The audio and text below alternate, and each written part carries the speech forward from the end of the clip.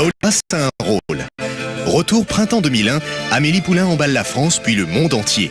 Outre-Atlantique, le film est un énorme succès. Du jour au lendemain, Audrey Tautou est propulsée star internationale. Entre Audrey Tautou et les Américains, ça a été immédiatement le coup de foudre. Et je pense que les journalistes américains y sont pour beaucoup. Un critique qui disait « Je pense que nous tenons une nouvelle Audrey Hepburn ». Audrey Hepburn. Et là, boum! À tout juste 25 ans, Audrey connaît une ascension fulgurante. Elle se retrouve invitée vedette des plus grands shows américains. Please welcome the very lovely Audrey Tautou. Everybody, Audrey Tautou. I try and talk English. Gosh, you're very attractive, aren't you? I understand that. You understand? Yeah, you understand yeah, I that? understand this Yes. word. Et leur fait découvrir des destinations exotiques. Yes. Are you from Paris? No, I'm from the middle of France. A little town called Montluçon. Oh, that's lovely, isn't it? Yeah. Could you say that again? Montluçon. Yeah.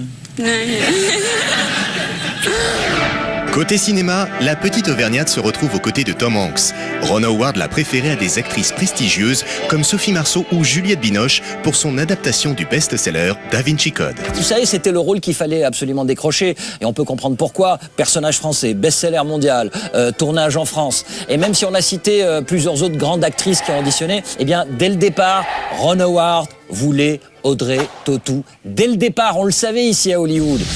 Partout on se l'arrache et les enchères montent.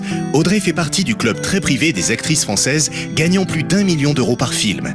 Mais pour les Américains, Audrey reste Amélie, la petite Frenchie de Montmartre. Lassée de cette image, Audrey donne le clap de fin à son aventure hollywoodienne. J'ai trouvé qu'il y a une telle exploitation de ce film et aussi de mon image dans ce personnage. Enfin, moi, je sais qu'à la fin, je ne pouvais plus me voir en peinture, quoi. Audrey recentre sa carrière sur la France et des projets plus légers, sans rien perdre de son aura internationale. Amoureuse dans le dernier clip de l'anglais Charlie Winston ou irrésistible égérie dans un des parfums les plus mythiques, Audrey poursuit son fabuleux destin.